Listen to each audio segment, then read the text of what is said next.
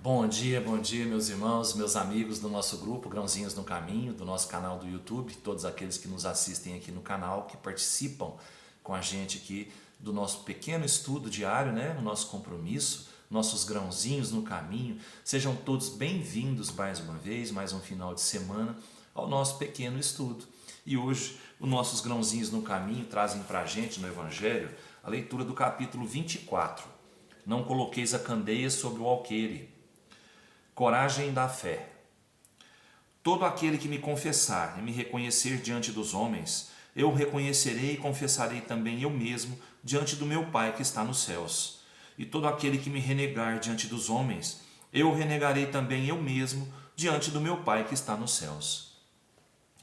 Se alguém se envergonha de mim e das minhas palavras, o Filho do Homem se envergonhará também dele, quando vier em sua glória e na de seu Pai e dos santos anjos.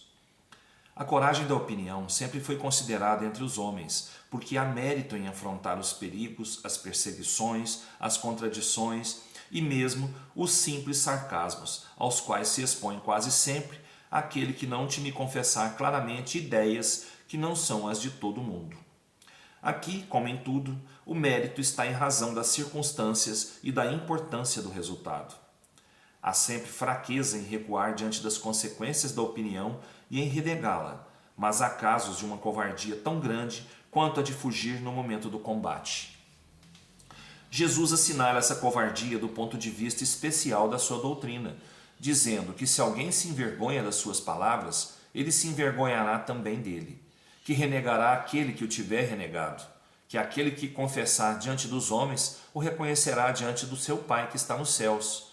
Em outros termos, aqueles que tiverem medo de se confessarem discípulos da verdade não são dignos de serem admitidos no reino da verdade.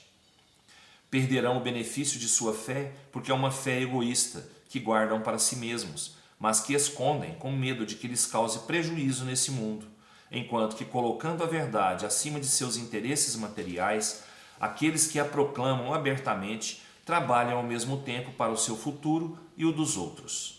Assim o será com os adeptos do Espiritismo, uma vez que a sua doutrina, não sendo outra senão o desenvolvimento e aplicação do Evangelho, é a eles também que se dirigem as palavras do Cristo.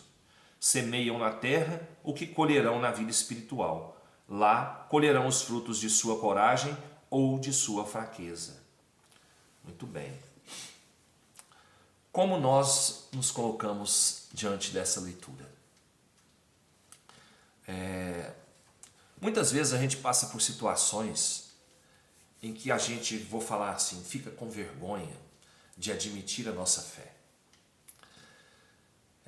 Uma situação, por exemplo, eu como umbandista, espírita umbandista, me deparo com uma pessoa que está junto a mim ali, no meu trabalho, e que vamos colocar, evangélica ou católica, e que vai contra alguma coisa que é feita, né, que é praticada na minha religião. Como eu me coloco, como eu me posiciono diante dessa pessoa? Eu fico calado, eu me expresso, eu explico, como eu me coloco perante essa pessoa?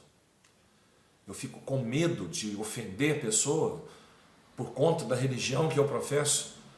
Gente, eu falo assim que não existe religião. Existe a quantidade de amor que você coloca no coração para passar para as pessoas. Existe algo ali que eu busco e que vai me atender nas minhas necessidades, nos meus anseios, que vai preencher um vazio que está dentro de mim. Por que eu iria esconder ou me esconder diante das pessoas se eu estou em um lugar que me faz bem? Qual seria a minha obrigação? É mostrar para essa pessoa que aquele lugar que eu estou pode ser bom para ela também. Só mostrar, né? Falar, olha, nossa, eu estou tão feliz nesse lugar, eu estou tão bem aqui, praticando isso que eu estou praticando, fazendo isso que eu estou fazendo. Eu estou tão bem, porque já dizia para a gente o Evangelho, já diz para a gente o Evangelho. A melhor religião, entre aspas, é aquela que faz você mudar para melhor. Então, se eu estou em um lugar que eu não estou bem, eu tenho toda a obrigação de procurar um lugar em que eu vá me sentir melhor e que vai me transformar por dentro. Que vai me transformar por dentro. E por que eu esconderia isso de alguém? Com vergonha de quê? Eu teria que ter vergonha desse pensamento meu de esconder isso, não é? Então eu tenho que ser o que eu sou aonde eu estiver. É isso. Eu tenho que mostrar a minha fé aonde eu estiver, sem medo de retaliações, sem medo de gozações, sem medo de nada. Eu estou bem comigo mesmo, não importa mais nada. Não importa mais nada. A opinião das pessoas cabe a elas mesmas, não cabe a mim. Se eu estou bem aqui, se eu estou me transformando moralmente aqui, me elevando, eu tenho que divulgar isso para tentar colocar mais alguém, né, nesse caminho. Só com o meu exemplo. Só com o meu exemplo, tá bom? Nada de forçar ninguém a nada, eu não disse isso. Eu disse que com o meu exemplo eu posso levar muitas pessoas para o melhor caminho. Sem medo de represália de ninguém. Cristo falava para todos, sem medo de ninguém. Ele sabia o destino dele. Ele conhecia o destino dele. E ele não tinha medo de ninguém, não tinha medo de nada. Falava a verdade e sempre com todo amor no coração. Todo amor que ele tinha e tem por nós até hoje.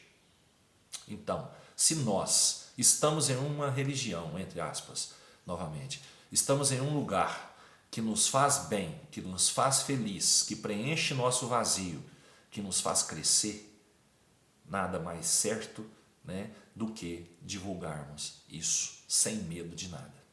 Tá bom? Bom, minha opinião, viu, pessoal? Como sempre, minha humilde opinião. Livro dos Espíritos, no capítulo 7 ainda, retorno à vida corporal, simpatias e antipatias terrestres. Vamos para a questão 390. A antipatia instintiva é sempre um sinal de natureza má? Dois espíritos não são necessariamente maus porque não se simpatizam.